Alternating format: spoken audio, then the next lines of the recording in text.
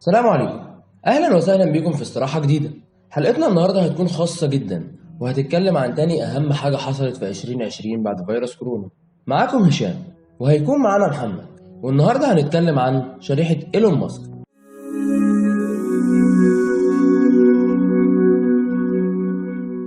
بعد مؤتمر إيلون ماسك انقسم الناس لفئتين. الفئة الأولى بتقول إحنا السنة دي انتشر وباء قاتل أثر على حياة الناس والاقتصادات وتسبب في مشاكل كتيرة ما قدرتش الدول تتعامل معاها، والعلم بتطوراته الحالية بيحتاج من سنة لسنة ونص لإيجاد علاج.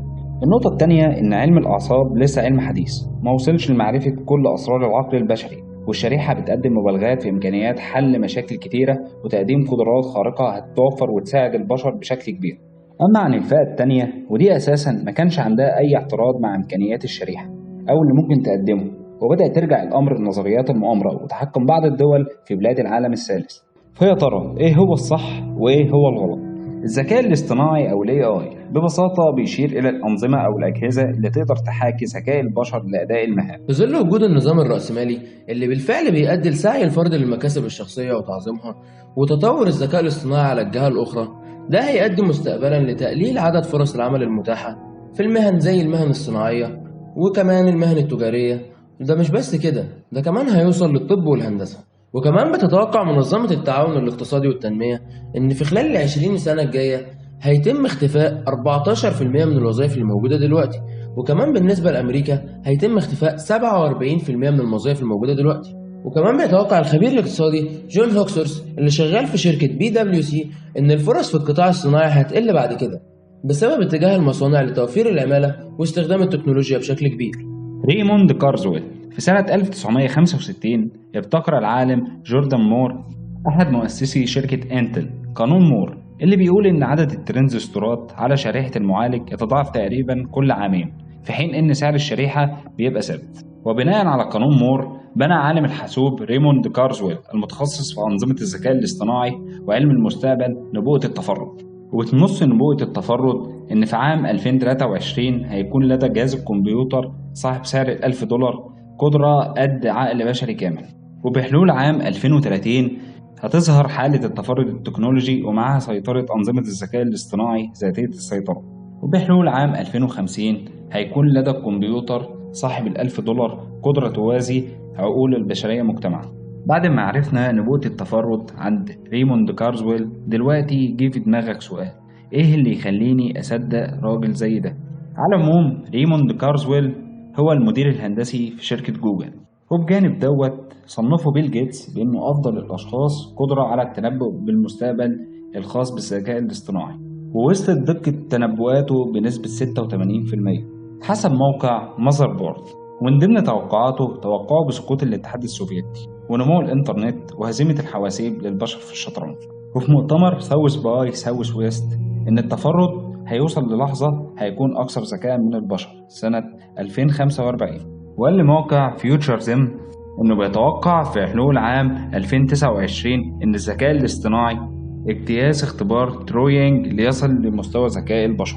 هيو هير بيعتبر الأمريكي هيو هير بطل رياضة التسلق في العالم عشان يتمكن إنه يتسلق جبل الهيكل في سلسلة جبال الروكي الكندية لما كان سنه 8 سنين بس. ولما وصل 17 سنة اتصنف إنه أفضل متسلق للصخور والجبال الجليدية في الولايات المتحدة الأمريكية كلها. وفي يناير 1982 قام هير وصديقه جيف لتسلق قمة جبل هنتنجتون رافين الجليدية على جبل واشنطن اللي موجود في ولاية نيو هامبشير الأمريكية، وتعرضوا لعاصفة جليدية فضلت لمدة 3 أيام وصلت فيها درجة الحرارة ل 29 درجة مئوية تحت الصفر. واتصاب هير وزميله بسبب الصقيع الشديد اللي كان موجود، وكان لازم من بتر ساقين هير عشان ينقذوا حياته. وكمان اتبترت ساق صديقه الشمال وأصابع إيده اليمين ورجله اليمين، ومات واحد من المتطوعين بسبب انهيار الجليد لما كانوا بيعملوا عملية الإنقاذ. وعانى هير من آلام مبرحة جدا بعد الحادثة لأشهر طويلة جدا، ولجأ للعلاج الطبيعي وإعادة التأهيل عشان يتكيف مع الوضع الجديد. وتمكن هير من تصميم أرجل صناعية صلابتها عالية جدا من عند منطقة الصوابع عشان تتيح له الوقوف على الصخور الصغيرة عشان يرجع للتسلق من جديد. ونتيجة استخدام الأطراف الصناعية المتنوعة ديت اتمكن هير من تحقيق مستويات متقدمة جدا في التسلق اتجاوز بها الأرقام اللي كان بيحققها قبل الحادثة، وبكده بيصبح أول شخص في العالم يعمل الرياضة دي بالشكل ده وتفوق بشكله كده على اللاعبين النخبة في العالم كله. وتابع هير أبحاثه عن الأطراف الصناعية والتكنولوجيا الخاصة بيها عشان يتمكن الأشخاص اللي فقدوا رجليهم إن هم يستعيدوا أنماط المشي الطبيعي تاني، وده الإنجاز اللي حققه من خلال الساقين الإلكترونيتين. نيل هارلسون ولد نيل هارلسون بمتلازمة أكروباتوبسيا، وهي متلازمة بصرية نادرة ينتج عنها عمى ألوان ويرى العالم بالأبيض والأسود. بس في عام 2003 حصل على هوائي بارز في رأسه. طب يا ترى إيه هو الهوائي دوت وإيه هي وظيفته وفايدته؟ الهوائي دوت بيساعد على التقاط أمواج الضوء المنعكس مهما كانت طبيعة الشيء أمام اللافظ، وبعدين بيتحول الصوت، فكل صوت عبارة عن طول موجي بصوت تردد معين. بعد سنوات من التطبيق قدر هارلسون يميز الألوان بشكل مثالي، وشرح دوت في برنامج على تيد توك 2012. النموذج الأول لهوائي الرأس كان من تصميم آدم مونتاندو. شركة نيورالينك هي شركة أمريكية متخصصة في تكنولوجيا الأعصاب، أسسها إيلون ماسك ومعاه 8 رجال أعمال تانيين في يوليو 2016. في حديثه في جامعة MIT سنة 2014 إيلون ماسك قال إن الذكاء الاصطناعي هيكون أكبر تهديد للبشر وخطورته هتعدي الأسلحة النووية. وبيعلن ماسك إن الذكاء الاصطناعي هيوصل في يوم لمعدل ذكاء البشر وهيصبح مدرك لنفسه، وده طبعا هيؤدي لمشاكل كبيرة للبشرية. طبعا ماسك حاول يدور على حلول بالتدريج، وكانت أول خطوات إيلون ماسك الفعلية عن طريق إنشاء مبادرة الذكاء الاصطناعي المفتوح OpenAI المتخصصة في أبحاث الذكاء الاصطناعي والهادفة لتطوير التطبيقات وخدمات صديقة للبشر.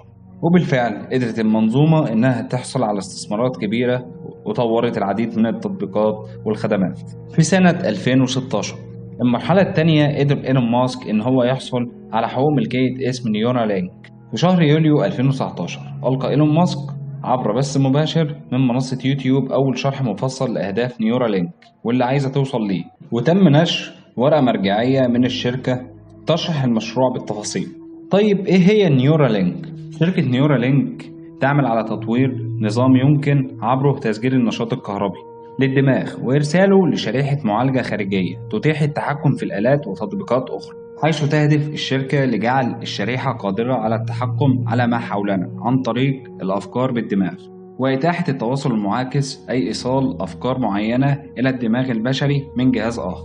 يوم 22/8/2020 أهم حدث حصل، اليوم اللي ممكن بسببه في خلال ال30 سنة الجايين تتغير حياة البشرية تماما سواء للأفضل أو الأسوأ.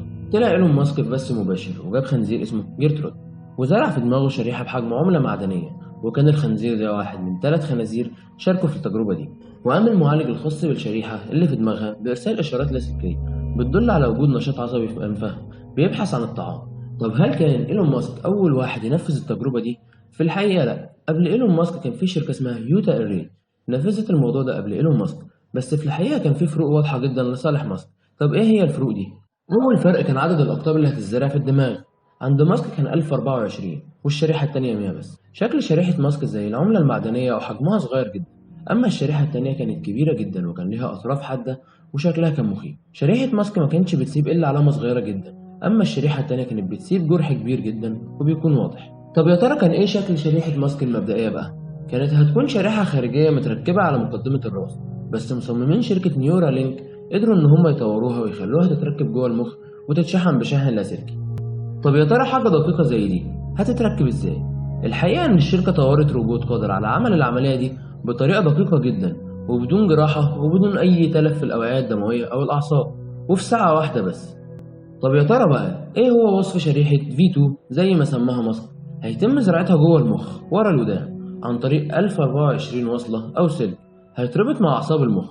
طول الشريحة 8 مللي وقطرها 23 مللي، يعني حجم عملة معدنية بالظبط. هيكون فيها 6 محاور IMU عشان تقيس الحرارة والضغط ونبضات القلب وإشارات المخ وهكذا.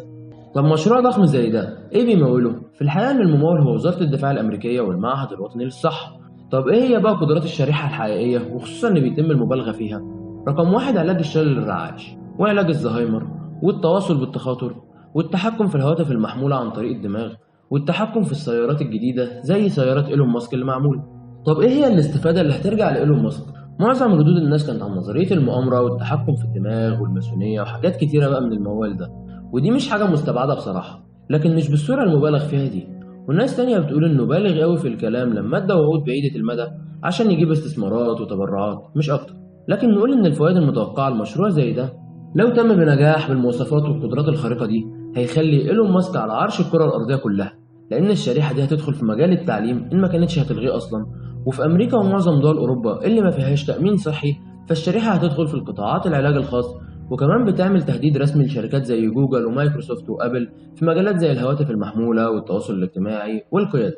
ولو تم إضافة الإمكانيات اللي تم ذكرها في الفوائد دي هيخلي إيلون ماسك يتحكم في كل حاجة، سواء من الناحية الاقتصادية أو السياسية. وبكده تكون خلصت أول حلقة معانا عن شريحة إيلون ماسك. هنستنى أسئلتكم في الكومنتات وأي حاجة عايزين تعرفوها زيادة عن الشريحة. استنونا في الحلقات الجاية اللي هنكمل فيها كلامنا عن الشريحة ونوضح الموضوع أكتر. لو عجبتك الحلقة ما تنساش تعمل لايك، ولو أول مرة تشوفنا ما تنساش تعمل سبسكرايب وتفعل الجرس عشان يوصلك مننا كل جديد. وما تنساش تشير الفيديو مع أصحابك. كان معاكم هشام ومحمد، سلام عليكم.